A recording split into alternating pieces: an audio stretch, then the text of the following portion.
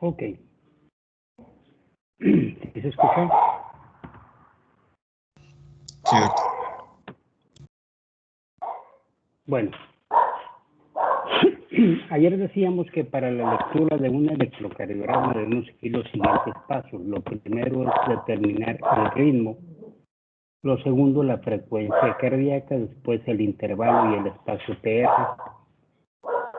Complejo QRS, el eje eléctrico tanto de la onda P como el complejo QRS del segmento ST, si es posible, y de la onda T, tanto en el plano frontal como en el plano horizontal. Después, el intervalo QT, sobre todo el intervalo QT corregido para la frecuencia, la deflexión intrínsecoide y finalmente alteración de ondas y complejos, valorando de nuevo onda P, complejo QRS, segmento ST, onda T y en caso de que exista, onda U. En relación al ritmo decíamos que nada más puede haber dos posibilidades, o el ritmo es sinusal o el ritmo no es sinusal.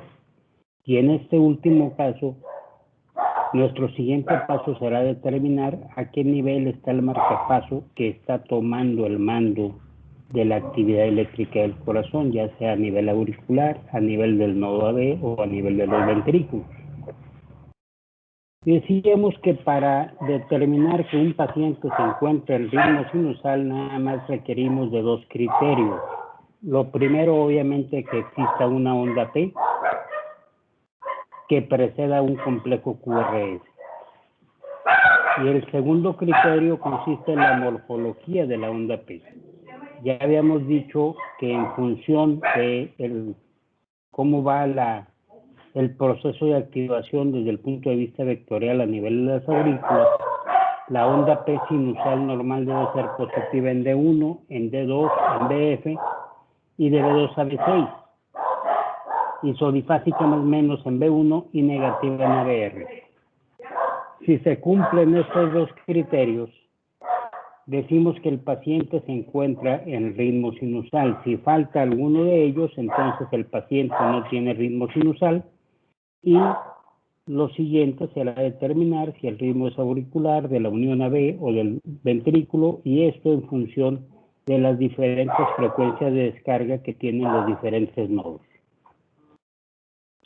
Sabemos que en condiciones de reposo normal, la frecuencia de descarga del nodo sinusal se encuentra comprendida entre 60 y 100 latidos por minuto. Y ya habíamos dicho que si se cumplen los criterios para considerar que el paciente está en ritmo sinusal, toda frecuencia cardíaca por debajo de 60 constituye una bradicardia sinusal. Por el contrario, toda frecuencia cardíaca por arriba de 100 latidos por minuto corresponderá a una taquicardia sinusal. Cada una de ellas con diferentes variedades, fisiológicas o patológicas. También habíamos comentado que a menudo existen cambios cíclicos de la frecuencia cardíaca relacionados con la respiración. Obviamente, por cuestión de constitución física, estos cambios es más fácil observarlos en los niños. Y por su relación importante con el ritmo respiratorio o con el ciclo respiratorio, pues al tipo más frecuente de arritmia sinusal se le conoce como arritmia sinusal respiratoria, y decíamos el día de ayer que esta es prácticamente un dato que me indica normalidad o anormalidad. La presencia de arritmia sinusal me indica una buena salud. Para los niños y para los jóvenes habitualmente se da en pacientes bien entrenados físicamente. Por el contrario, la ausencia de la arritmia sinusal habitualmente me habla de que algo malo está pasando. Por ejemplo, en los adultos que sufren una cardiopatía isquémica, una de las formas de valorar la posibilidad de muerte súbita es viendo una cosa que se llama variabilidad de la frecuencia cardíaca. Es decir, sabemos que la actividad del corazón está regulada fuertemente por el sistema nervioso autónomo, y sabemos que este sistema tiene dos brazos.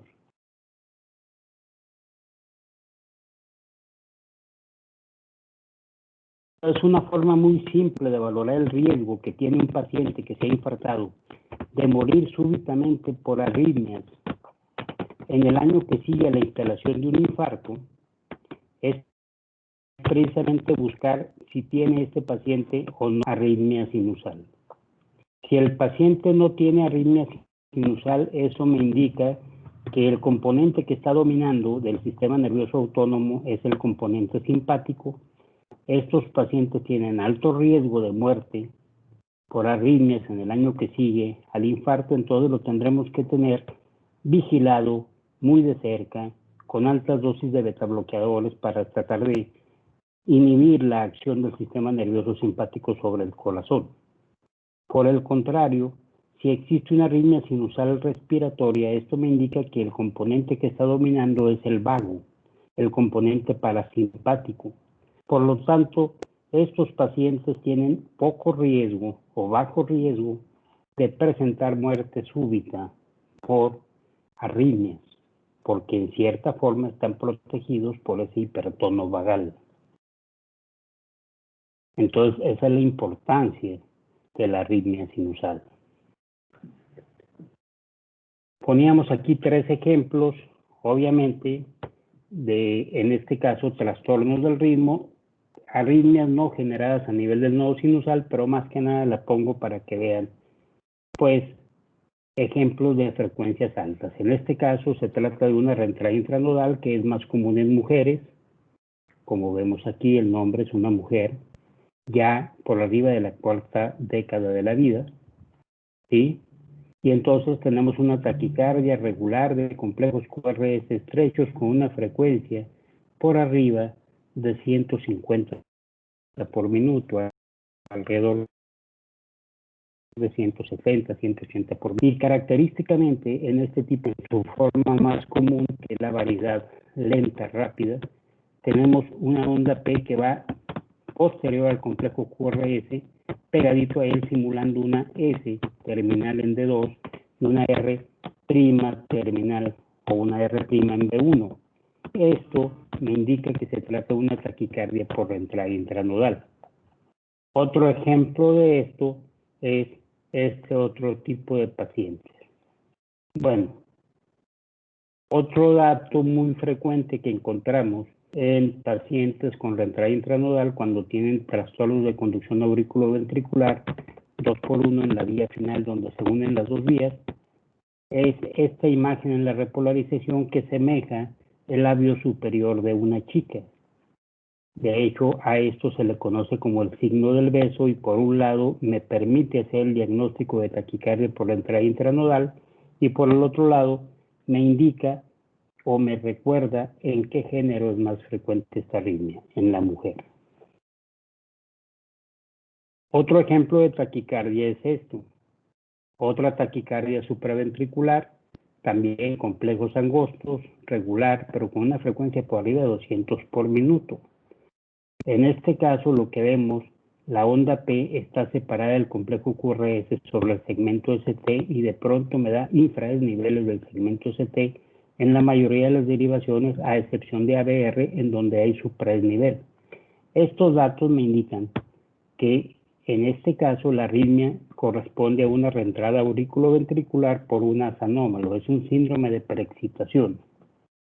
Otro criterio que me ayuda a diagnosticar el síndrome de preexcitación es la presencia de alternancia eléctrica, es decir, cambios en el voltaje latido a latido del complejo QRS, como ven aquí en B4 bien evidente.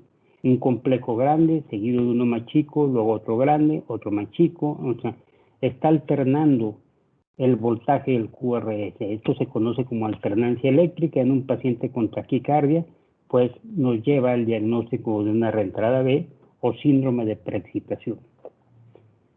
Y otro tipo de taquicardia supraventricular es las arritmias o las taquicardias que se originan a nivel auricular, y en estas característicamente la onda P está montada sobre la onda T del complejo precedente. Estos son los tres tipos más comunes de taquicardias supraventriculares paroxísticas. Entonces, cuando hablemos de taquicardia supraventricular, jóvenes, por favor, hay que dar un nombre y un apellido específicos. Hay muchas arritmias supraventriculares, aunque algunas de ellas inicialmente se manejan igual, al final el tratamiento va a variar un poquito o un mucho. Entonces, ¿cómo vamos a calcular la frecuencia cardíaca? Bueno, puede haber diferentes modos de determinación de la frecuencia. Si recuerdan, cuando hablábamos del papel electrocardiográfico, decíamos es un papel especial, cuadriculado, tiene cuadros pequeños, cada cuadrito pequeño mide es de 1 milímetro, cada 5 milímetros hay una raya más gruesa que me constituye un cuadro grande. Y decíamos que normalmente la velocidad del papel la corremos a 25 milímetros por segundo. A esta velocidad, cada milímetro, es decir, cada cuadrito pequeño, corresponde en tiempo a 4 centésimas de segundo. Y 5 milímetros, que es un cuadro grande, corresponde en tiempo a 20 centésimas de segundo. Entonces, en un segundo hay 5 cuadros grandes que corresponden a 100 centésimas de segundo, y si eso lo multiplicamos por 60 para completar el minuto, entonces en un minuto existen 6.000 centésimas de segundo, o lo que es lo mismo 300 cuadros grandes o 1.500 cuadros pequeños. Si el paciente está con un ritmo normal, un ritmo regular, si no está arrítmico, se supone que la forma más adecuada de determinar la frecuencia cardíaca es dividir 6.000, que es el número de centésimas de segundo que hay en un minuto, entre las centésimas de segundo que separan a dos complejos QRS. Esa es la fórmula más adecuada. Si no queremos hacer esto, bueno, otra forma es dividir 300, que es el número de cuadros grandes que hay entre dos complejos QRS, que hay en un minuto, 300, que es el número de cuadros grandes que hay en un minuto, entre el número de cuadros grandes que separan a dos complejos QRS, y con eso sacamos la frecuencia cardíaca. Si la separación es un cuadro, 300 entre 1, bueno, 300 por minuto. Si se separan por dos cuadros, 150, 3 cuadros, 100 por minuto, 4 cuadros, 75 por minuto, etcétera, etcétera. Cuando las frecuencias están muy alteradas, cuando hay una taquicardia muy importante o una bradicardia muy importante, pues lo mejor es dividir 1.500, que es el número de cuadros pequeños que hay en un minuto, entre el número de cuadros pequeños que separan a dos complejos QRS. Si se fijan, todos estos métodos se originan de el primero que dijimos, que es dividir 6.000 entre las centésimas de segundo que separan a los complejos QRS. Otra forma es buscar un complejo QRS que caiga exactamente en una línea gruesa, y a partir de aquí, a las siguientes líneas que están antes de llegar al siguiente complejo QRS, le vamos a dar un valor: 300, 150, 100, 75, 60, 50, etcétera, y con esto vamos a determinar la frecuencia cardíaca. Entonces, son 4 métodos que tengo para determinar la frecuencia en pacientes con ritmos regulares, ¿sí? Si el paciente está arrítmico, estos métodos ya no me van a ser tan confiables. Entonces, podemos utilizar otros 2 métodos. Cuando nosotros, a lo mejor ustedes, si van al servicio social, de pronto se pueden topar en alguna clínica que todavía tienen electrocardiógrafos de los viejitos, de un solo, que nos registra el electrocardiograma de un solo canal. Entonces, nada más hay que recordar una cosa. En ese tipo de papeles de un solo canal, habitualmente en la parte superior del papel hay una señal, o hay señales separadas una de otra por un tiempo de 3 segundos.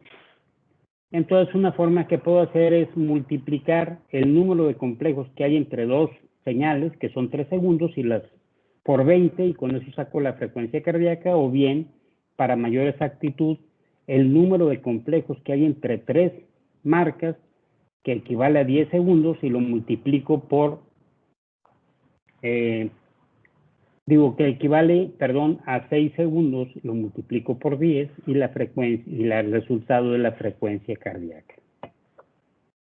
Si ustedes se enfrentan ante un electrocardiograma de los nuevos, que son electrocardiogramas de 3 canales, normalmente eso me registra en el electro en una hojita larga, como si fuera una hojita de cuaderno, pues.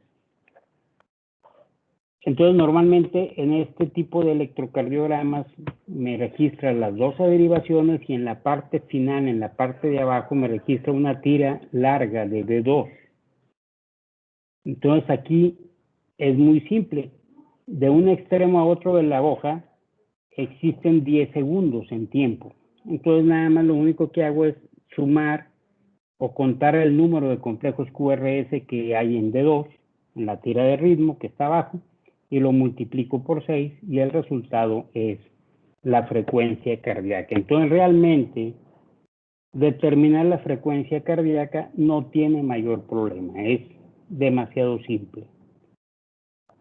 ¿Alguna pregunta, jóvenes? No, doctor. ¿No? Bueno. El siguiente paso es la valoración del intervalo y el segmento PR. Ya decíamos, la diferencia entre estos es, o estriba en sí, en su medición, incluyo o no a la onda P. Intervalo PR es la distancia que hay entre el inicio de la P y el inicio del QRS. Segmento PR es el espacio que hay entre el final de la P y el inicio del QRS. El primero me indica el tiempo que necesita la onda de activación para trasladarse desde el nodo sinusal hasta la masa ventricular. Y a esta, obviamente, yo le voy a dar un valor numérico. Ya sabemos que la duración normal de este intervalo va a variar con la edad y con la frecuencia cardíaca. Decíamos que a menor edad, mayor frecuencia cardíaca, y el intervalo PR va a tender a desviarse hacia los valores normales bajos. En cambio, a mayor edad, menor frecuencia cardíaca, y por lo tanto, en estos casos, el PR se tenderá a desviar hacia los valores mayores de la normalidad. ¿Sí? Pero también habíamos dicho que habitualmente en un adulto, sus valores iban a estar comprendidos entre 12 y 20 centésimas de segundo. 20 centésimas de segundo hasta una edad de 40 años. Ya en adultos mayores, en los ancianos, podemos considerar todavía como un valor normal máximo hasta 22 centésimas de segundo. Ya por arriba de estos valores, si la onda P siempre va seguida de complejo QRS, entonces vamos a hablar de la existencia de un bloqueo auriculoventricular de primer grado. ¿Ok? Si el espacio PR mide menos de 12 centésimas de segundo en el adulto o menos de 10 centésimas de segundo en el niño, vamos a pensar en dos posibilidades diagnósticas. Lo primero es que existe una preexcitación. Es decir, normalmente la única vía de paso del impulso eléctrico de aurículas a ventrículos está constituida por el nodo AB y el sistema de conducción intraventricular, haz de His, ramas derecha e izquierda de las de His. Pero en algunas personas, por alguna situación, una normalidad genética, puede existir una vía alterna de paso del impulso. No solo pasa por el nodo AB, sino puede pasar por otra vía que además tiene como peculiaridad que el impulso se transmite con mayor rapidez que en el nodo auriculoventricular.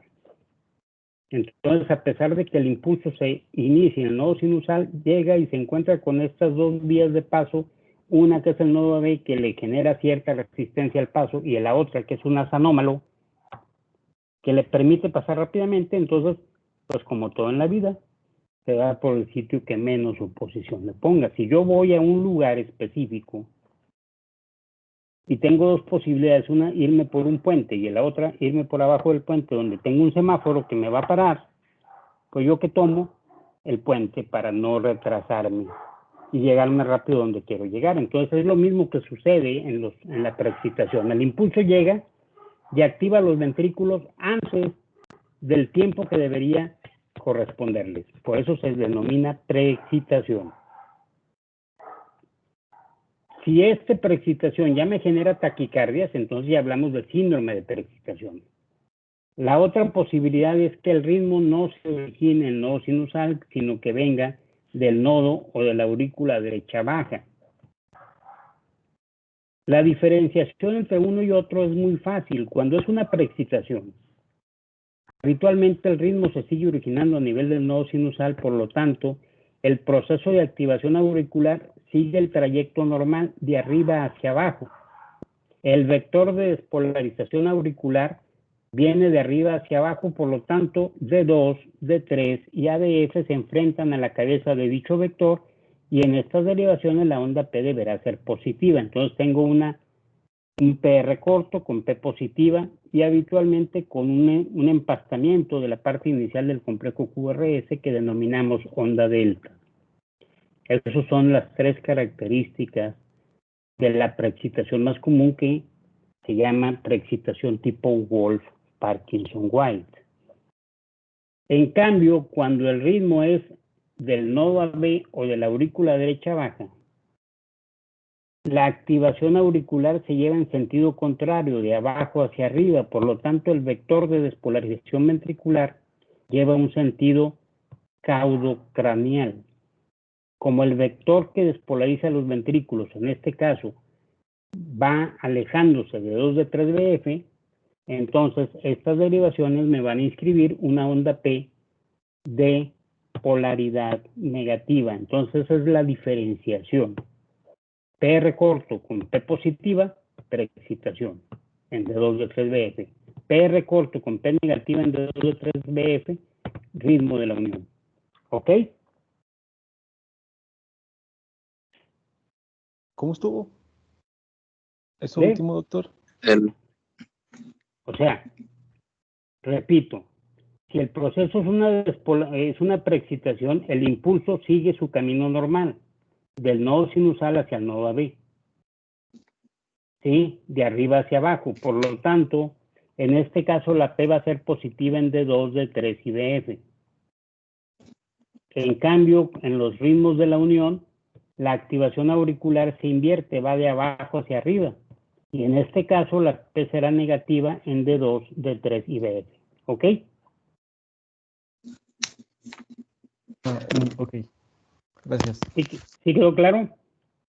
Sí, ya quedó mejor. ¿Ritmo de la unión? Sí, así se llama, del nodo Ok. AB. Unión aurículo-ventricular o nodo AB. Ok. ¿Sí? Sí. Y vean, a ver, ¿qué les parece este trazo? Perdón.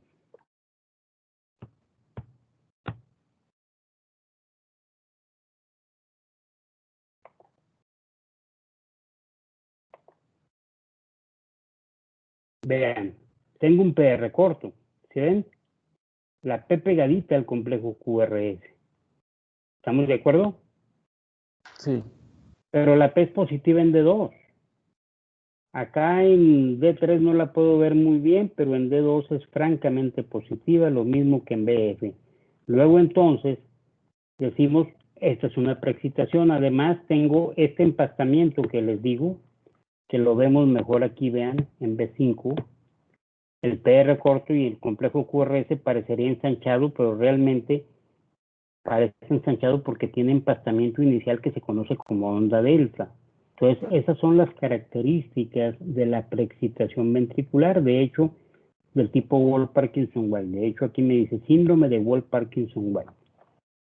Yo no puedo decir aquí que es un síndrome, nada más digo que hay un patrón de preexcitación, porque yo no sé si el paciente ha presentado anteriormente taquicardia.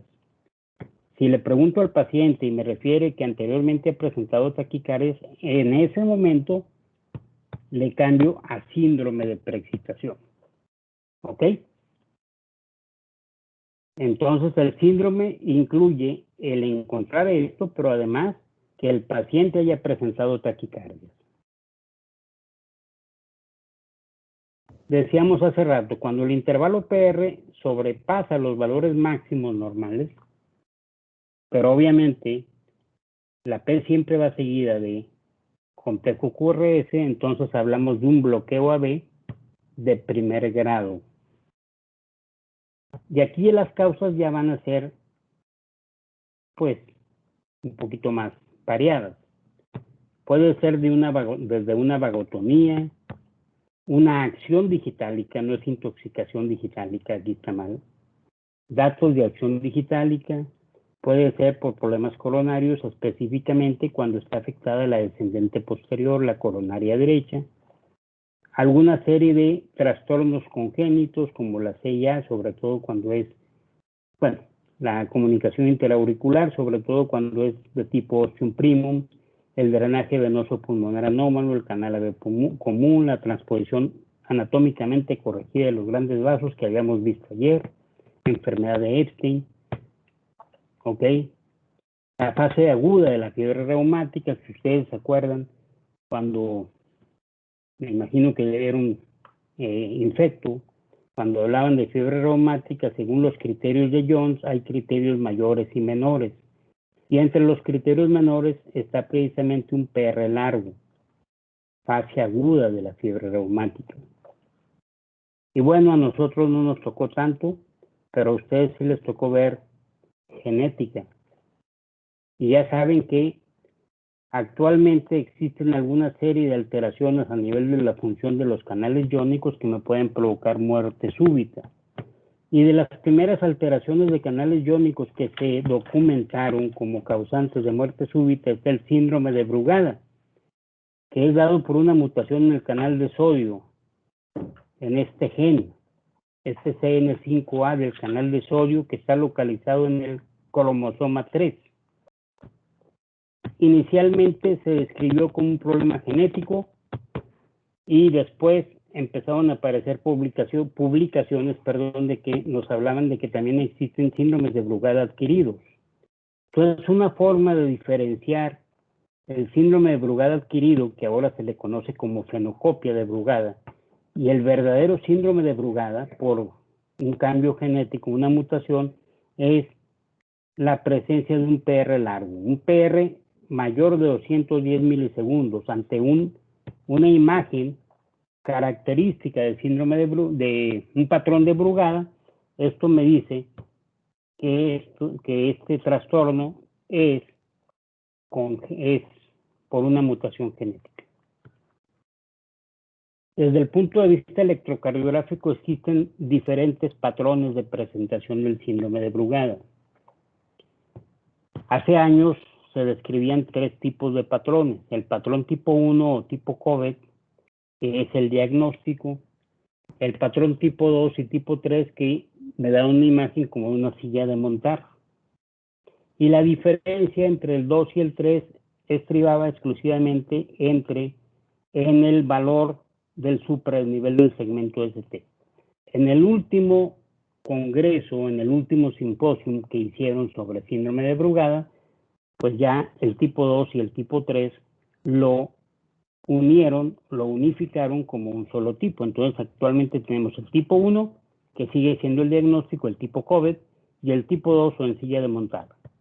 Si yo tengo un paciente que se queja de taquicardias y le hago un electro y veo que hay un patrón de tipo silla de montar, lo que tengo que hacer es administrar fármacos bloqueadores de canales de sodio para tratar de desenmascarar el patrón típico electrocardiográfico del síndrome de Brugada.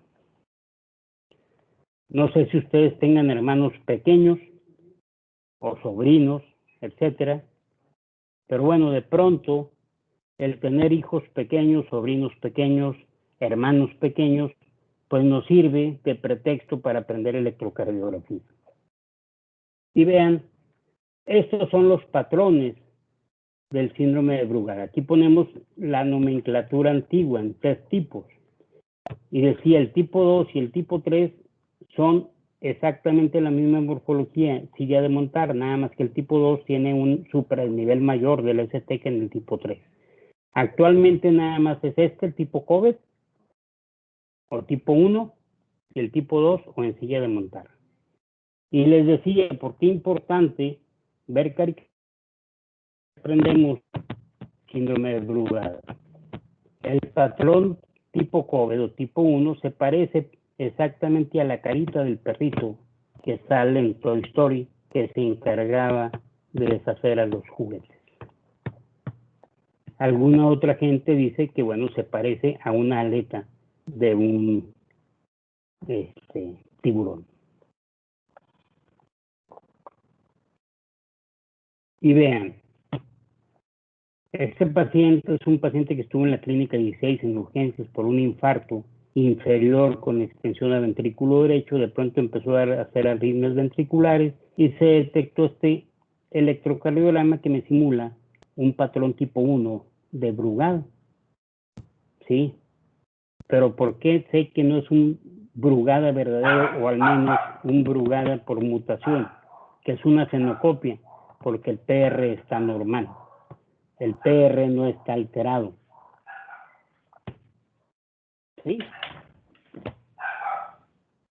Bueno, otro dato importante, jóvenes, es que cuando nos enfrentamos a bloqueos AB de primer grado, bueno, hay diferentes formas de clasificar. Una muy importante porque me implica tratamiento es localizar el sitio del bloqueo. El bloqueo puede estar a nivel supranodal, a nivel del nodo, o por debajo del nodo AB. Y el que está por debajo del nodo AB puede estar en el haz de His o por debajo del haz de His. Entonces, se supone que la única forma en que yo puedo determinar exactamente el sitio donde está el bloqueo es a través de estudios electrofisiológicos, meter catéteres y estimular directamente para dividir el PR en diferentes segmentos y de acuerdo a esto poder decir a qué nivel exactamente está el bloqueo. Bueno, pero si yo no tengo esta posibilidad, puedo inferir el nivel de bloqueo a través de ciertas características del electrocardiograma. Por ejemplo, cuando el bloqueo está por arriba, o sea, ya sea a nivel supranodal o a nivel nodal, primer punto, el complejo QRS es angosto. Y segundo punto, la frecuencia ventricular no es tan baja, está alrededor de 50, 55 latidos por minuto, no está tan baja.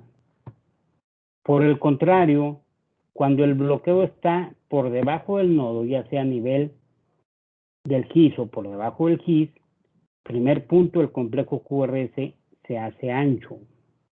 Y segundo punto, la frecuencia cardíaca se hace más lenta. Mientras más distal esté el bloqueo, más ancho el QRS y más lenta la frecuencia cardíaca. Entonces, esas son dos formas, a través de un electrocardiograma común y corriente, de poder determinar a qué nivel está el bloqueo. Cuando se trata de un bloqueo que está ya sea supranodal o nodal, bueno, la forma de diferenciarlo es con el valor del PR. Un PR que mide más de 28 centésimas de segundo me dice, señores, el bloqueo está en el nodo AB. ¿Ok? ¿Y esto por qué es importante? Habitualmente, si ustedes ven las guías para implantación de marcapasos, casi todas ellas siempre nos hablan como indicación para colocación de un marcapaso definitivo la presencia de bloqueos auriculoventriculares de alto grado. segundo grado MOVIS 2, 2A1, avanzado, bloqueo AB completo. Pero nunca nos hablaban del bloqueo AB de primer grado. Jóvenes, cuando ustedes tienen un bloqueo AB de primer grado, pero el intervalo PR mide más de 32 centésimas de segundo, esa es una indicación plena para colocación de marcapasos. Por eso es importante esto. ¿Sí? Cuando hablemos, bueno, vamos a adelantarnos un poquito, pero cuando hablemos de bloqueos vamos a explicar esto mejor. También es muy común que lleguen pacientes con bloqueos auriculoventriculares con frecuencias de 30 a 35 por minuto, QRS muy ancho, y empiezan a meterle dopamina, atropina y cuanta cosa, y el paciente no responde. Pues no. La dopamina y la atropina actúan a nivel del nodo AB y el bloqueo está por debajo del nodo AB, jóvenes. Entonces, ahí hasta cierto punto está bueno, no hasta cierto punto, de hecho está contraindicado el uso de atropina o dopamina. Por eso es importante poder nosotros determinar a qué nivel está el bloqueo para hacer las cosas como deben ser. A ver, jóvenes, mande. Entonces, de todo lo que dijo, entonces, entre mayor sea el intervalo, bueno, el PR, quiere decir una frecuencia cardíaca más baja y por lo tanto el bloqueo es como que más inferior al nodo. No, mientras más ancho sea el QRS. ¿Sí? Ah, ok. Mientras más ancho sea el QRS y más baja la frecuencia, eso te indica que el bloqueo es más distal. Está, de hecho, por debajo del haz de His. ¿Sí? Y entonces aquí, por favor, no le den dopamina, no le administren atropina, porque lo único que van a hacer es lograr que la frecuencia se haga todavía más baja, porque el sistema de conducción se fatiga. Cuando yo le doy dopamina o atropina, estoy favoreciendo el paso de impulsos por el nodo AB, entonces estoy rafagueando al sistema distal y no permito que se recupere del impulso previo. Entonces llega un fenómeno, hace un fenómeno de fatiga y de estar en 35 se va a 20 de frecuencia cardíaca. ¿Sí? Sí. A ver, jóvenes, ¿qué les parece este trazo? Es un trazo, es un Holter, no es un electro común y corriente, pero bueno, aquí, vean, aquí están circuladas las ondas P. Entonces la pregunta es, ¿qué relación tienen las P con el QRS? Es decir, el número. ¿Existe igual número de P que QRS, más ondas P o hay más QRS? Más ondas P. Entonces, en función de esto, ¿a qué conclusión llegamos con este paciente? ¿Qué tiene? Pues un bloqueo. Un bloqueo AB. ¿Y qué cosa interesante podrá tener esta paciente en relación a este bloqueo? ¿Ya vieron reuma? No. Bueno, estamos No, en... Estamos en también- eso. Ok, ¿quién le está dando reuma? ¿La doctora Sixic o el doctor? El doctor Castro. Bueno, cuando empezamos esto dijimos, es importante siempre ver de quién es el trazo que estoy valorando. Y vean, ¿de quién es? Recién Ahí nacido. está. Es un recién nacido. Entonces, eso es lo interesante. Es un paciente que está bloqueado, pero es una recién nacida. O sea, es un bloqueo de congénito. ¿Ok? Y aquí va una pregunta de examen. Bueno, de acuerdo, esta es pregunta de examen. A esta niña le hicimos estudios, obviamente, radiografía, ecocardiograma, para valorar la presencia de un trastorno estructural del corazón que me pudiera explicar la presencia de este bloqueo. Ya que no encontramos esto, entonces nos fuimos a investigar a la mamá. ¿Sí? Le determinamos anticuerpos antinucleares. Y ojo, salió positivo. La causa más frecuente de bloqueo AV congénito en ausencia de cardiopatía estructural es el lupus eritematoso sistémico materno, jóvenes. Entonces no siempre el electrocardiograma va a ser nada más para la evaluación del sujeto al que le estoy tomando ese trazo. También me puede hablar o hacer diagnósticos de terceras personas. Aquí, gracias a la presencia del bloqueo en la niña, se pudo diagnosticar lupus eritematoso sistémico en la mamá que no se conocía portadora de. Y le repito, recuerden esto porque de pronto pregunta de examen nacional de residencias. Bueno. ¿Sí, jóvenes? Sí, doc. Sí, doctor. Bueno. Sí, doctor. El segmento PR, decíamos, es el espacio que hay entre el final de la P y el inicio del QRS. Este no presenta en general desniveles mayores de 0.5 milímetros. Aquí no le vamos a dar un valor. Simple y sencillamente vamos a determinar si se desplaza o no de la línea de base.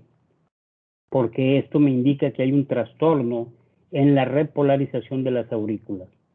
Y las principales causas de alteración en la repolarización auricular son estas: la presencia de una simpaticotomía, una repolarización precoz, que por mucho tiempo se consideró como una variante normal, pero que ahora sabemos que hay dos variables, una benigna y otra maligna, la pericarditis y el infarto auricular. ¿Sí? Dependiendo de en dónde esté, cuál aurícula esté infartada, será el desplazamiento del PR. Si es la aurícula derecha, generalmente tiende a haber un supradesnivel. Si es la aurícula izquierda, un infradesnivel. Si es la aurícula izquierda, habitualmente un supradesnivel del segmento PR. ¿Sí? Y finalmente, el complejo QRS, bueno, ya sabemos que representa o nos indica cómo se está llevando a cabo el proceso de despolarización ventricular y normalmente tiene una duración, anchura, menor a 10 centésimas de segundo. Un incremento en la anchura del complejo QRS me puede hablar de cualquiera de estas situaciones. O bien hay una hipertrofia ventricular, hay un bloqueo de rama, hay una preexcitación, existen extrasístoles ventriculares o finalmente taquicardias ventriculares. Y vean, ¿ya vieron neumo? Sí, ya. Bueno, entonces ya me deben decir de qué se trata esto. Aquí lo pongo básicamente para que vean cómo hay un franco aumento de la duración del complejo QRS en B1 y una imagen de bloqueo de rama derecha. Atípico. El bloqueo de rama derecha típico es RSR'. Este es atípico porque es un bloqueo agudo. Hay inversión de la T en B1 hasta B5 prácticamente. Pero, a ver, jóvenes, ¿qué problema tiene este paciente? Tiene dolor torácico, tiene disnea, tuvo síncope.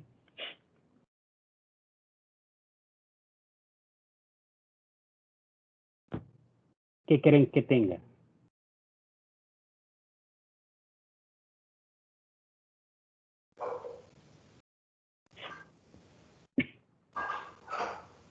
¿Una pista? Pues ya te dije, tiene dolor torácico, tiene disnea y aparición súbita. ¿Edema agudo de pulmón? ¿Mandé? Es algo de pulmón, pero no es un edema, que es ¿Tromboembolismo? un tromboembolismo pulmonar. Siempre están buscando para diagnosticar tromboembolismo pulmonar SND1, QND3, onda T invertida en D3, patrón S1, Q3, T3 o McGinnis-White.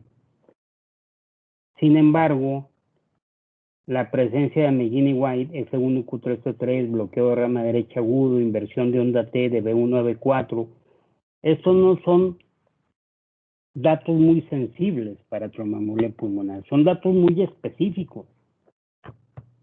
Entonces, cuando yo tengo la sospecha de que un paciente tiene tromboembolia pulmonar, si encuentro cualquiera de estos signos electrocardiográficos, me sirve para determinar la severidad de la tromboembolia. No para hacer el diagnóstico de tromboembolia, es para hacer diagnóstico de severidad, jóvenes. ¿Sí? El dato electrocardiográfico más frecuentemente encontrado en una tromboembolia pulmonar es una simple taquicardia sinusal. Pero si ustedes encuentran cualquiera de estos tres datos, aguas, en un paciente que tiene cuadro clínico sugestivo de... Entonces, señores, esta es tromboembolia pulmonar, pero además es una tromboembolia pulmonar severa. ¿Hecho? Les voy a dar una serie de, les voy a estar pasando una serie de cifras que ustedes se van a encargar de buscar de dónde salen. Aquí, por ejemplo, ok, tenemos tres datos que me hablan de severidad de la tromboembolia. Para medir o para sacar el valor de la presión sistólica de arteria pulmonar, lo que vamos a hacer es evaluar B1 o B2 en dónde está el complejo QRS más alto. En este caso es evidente que está en B2. Entonces medimos el voltaje de la onda R en cuadritos, lo multiplicamos por 5 y el resultado es el valor de la presión sistólica de arteria pulmonar. Este paciente tiene alrededor de 95 a 100 milímetros de mercurio de presión sistólica de arteria pulmonar. Es una tromboembolia pulmonar severa que me está generando mucha hipertensión pulmonar. Si yo no trabajo inmediatamente con este paciente, me va a claudicar el ventrículo derecho. El ventrículo derecho es una cavidad muy noble, pero créanmelo, cuando falla, es lo más difícil de manejar. Entonces, automáticamente con esto, debería ser más que suficiente para que yo dijera, hay que trombolizar a este paciente. Recientemente se ha descrito que la presencia de onda T positiva en ABR, además de hablarme de severidad, me permite determinar un pronóstico de mortalidad. Estos pacientes tienen una mortalidad elevadísima a los 30 días del cuadro clínico. Entonces aquí tenemos en este paciente prácticamente todo. S1, Q3, T3, bloqueo de rama derecha agudo por la hipertensión pulmonar severa, inversión de la onda T de B1 a B5, onda T positiva en ABR, todo. Entonces me está indicando, señores, hay que trabajar, hay que trombolizar a este paciente. ¿Sí, jóvenes? Sí, doctor. Sí, No sé si tengan alguna pregunta, alguna duda, porque esto sería todo el día de hoy. Mañana empezaríamos con la determinación del eje eléctrico.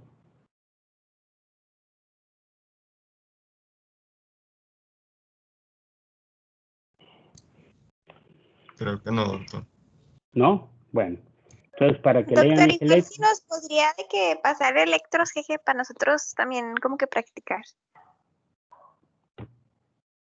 bueno, luego veo aquí, le digo a mi hijo que me ayude para pasar los electros. Claro que sí. De hecho, al final, la idea, ya que terminemos esto, es poner una serie de casos clínicos. Alguna serie de casos clínicos así medio interesantes. Algunos, obviamente, la mayoría que he visto yo aquí en la unidad, o bien algunos que saco de algún libro, etcétera, pero bueno. Entonces, más o menos para ir viendo ya la aplicación del electro, para que vayan viendo esto.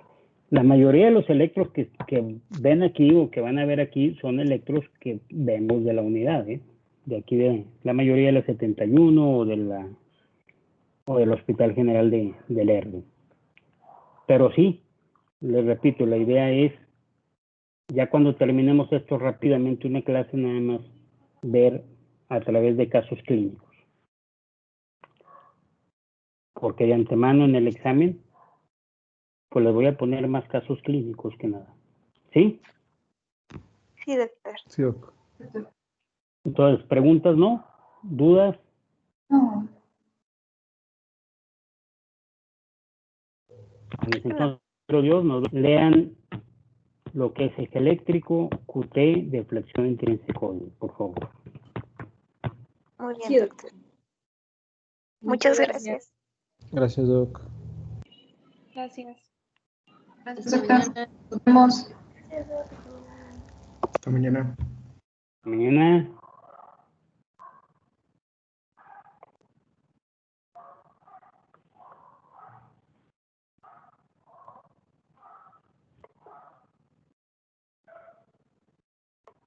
Chime.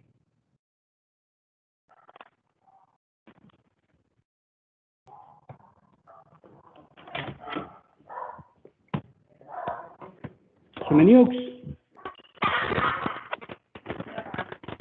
Ahí le puedes apagar. O sea, nada más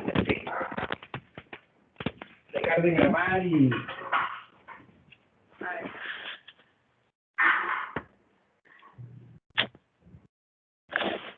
Dejar de grabar.